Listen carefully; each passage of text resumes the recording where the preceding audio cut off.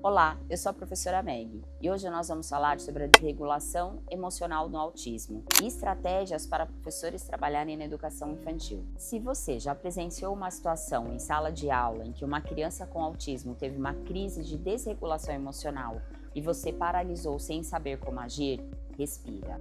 Você não está sozinho. Esse vídeo é para você que quer agir com mais segurança, empatia e preparo. Hoje iremos falar sobre o que é desregulação emocional, por que ela acontece com mais intensidade em crianças com TEA e como você, professor, pode agir com acolhimento e estratégia, inclusive nos momentos mais difíceis. Se você já passou por um momento de crise emocional em sala de aula e ficou sem saber como agir, esse vídeo é para você. Já se inscreve, porque aqui a gente fala da prática real. A desregulação emocional é a dificuldade de controlar, expressar ou adaptar emoções diante de situações do dia a dia. Ela pode se manifestar com gritos, choros, fuga, bloqueios ou reações mais agressivas. Para muitas crianças no espectro autista, isso pode ser mais intenso por conta de diferenças sensoriais, cognitivas e emocionais. E não, isso não tem a ver com falta de limites. É porque o cérebro delas processa o mundo de forma diferente, mais intensa, mais sensível e muitas vezes mais dolorosa. Vamos entender isso com mais clareza? No processo sensorial atípico, um barulho simples como um som de um ventilador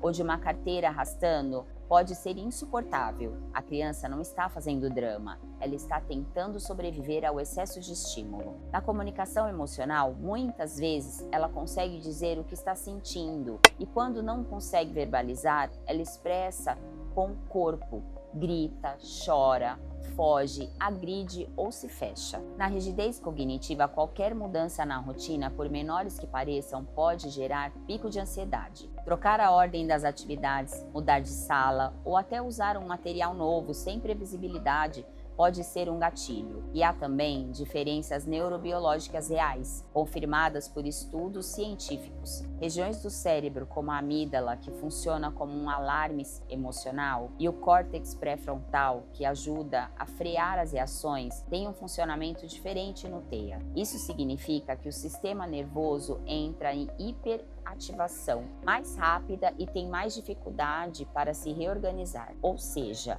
o que parece um detalhe para a gente pode ser uma avalanche para eles, e entender isso muda tudo. Vale lembrar que o autismo não é só sobre desafios. Muitas crianças com TEA têm habilidades únicas, como foco extraordinário, atenção a detalhes ou grande criatividade, além de talentos em áreas como música, matemática e artes. E tudo isso pode ser valorizado no cotidiano escolar. Vou te dar um exemplo para que você visualize daí e entenda de forma mais clara. João tem 8 anos, está dentro do espectro e é hipersensível a sons e precisa de previsibilidade. Durante a atividade, os colegas falam alto e o professor liga um ventilador para aliviar o calor. João, que já estava concentrado em sua tarefa, percebe o barulho do ventilador e as vozes altas. Ele começa a balançar o corpo, um comportamento de autorregulação, e cobre os ouvidos. A professora, sem perceber o desconforto de João, pede que ele participe do grupo.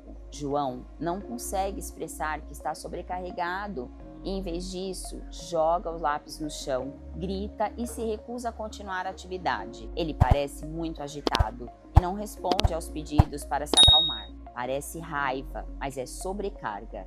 E não consegue dizer, isso está demais para mim, então o corpo dele grita por ele. Vamos entender o que aconteceu nessa situação. O barulho do ventilador e as vozes altas causaram uma sobrecarga sensorial, desencadeando ansiedade. A demanda social, participar do grupo, aumentou o estresse, mas o João não conseguiu comunicar seu desconforto verbalmente. A desregulação emocional se manifesta como uma explosão, jogar os lápis, gritar, que é uma forma de João se expressar e dizer que está sobrecarregado. O barulho e a demanda social geram estresse e, sem conseguir expressar verbalmente, ele entrou em crise. Mas aqui vai um ponto importante. João é excelente em atividades com padrões visuais. Ele se destaca nisso, mas sons altos são seu ponto de maior sensibilidade. Cada criança com TEA é única. Por isso, mais do que seguir regras fixas, é essencial observar suas necessidades específicas e adaptar as estratégias ao que ela precisa. Lembrando que esse é apenas um exemplo e cada criança com autismo pode reagir de uma forma única. O primeiro passo é prever antes de intervir.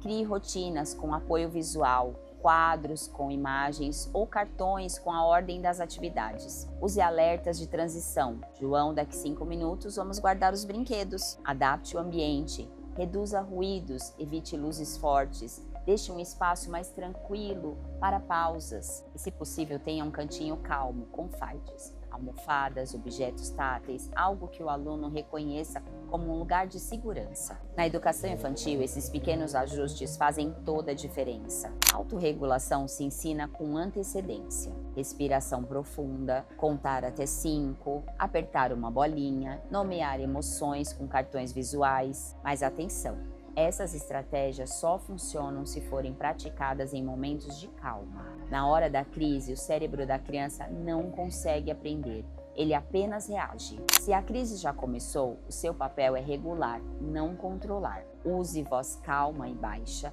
evite exigir ou confrontar. Dê espaço físico, sem tocar sem consentimento.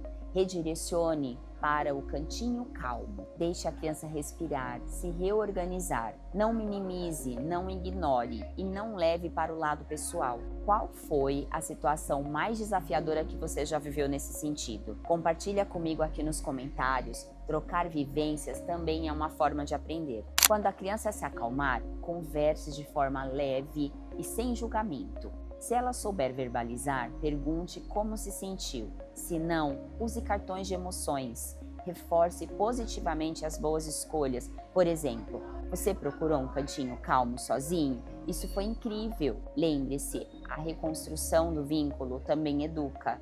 Ela mostra que mesmo depois da tempestade, o acolhimento continua ali. A inclusão começa no olhar e se fortalece no afeto. Explique à turma que cada pessoa sente e reage de um jeito. E tudo bem. Ensine que respeitar o tempo do outro também é aprender. Incentive o apoio entre colegas e celebre as pequenas conquistas com o mesmo entusiasmo de grandes marcos. Isso fortalece o senso de comunidade e cria um ambiente onde todos aprendem com todos. Ser professor de um aluno atípico exige preparo, mas também cuidado com você. Busque apoio na coordenação, no corpo técnico e na família.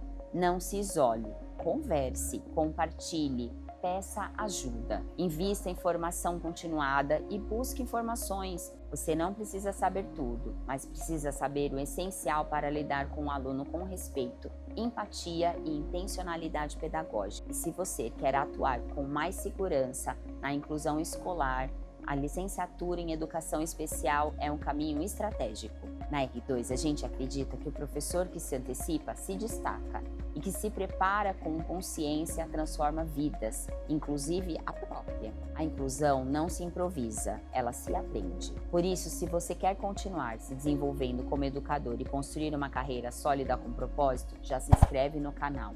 Toda semana tem conteúdo novo, direto da prática, para quem quer ensinar com consciência e acolher com estratégia. E antes de sair, comenta aqui embaixo qual a sua maior dúvida sobre inclusão e autismo. Assim, a gente pode produzir conteúdos que realmente te ajudem, porque ser educador é isso, aprender sempre e nunca sozinho.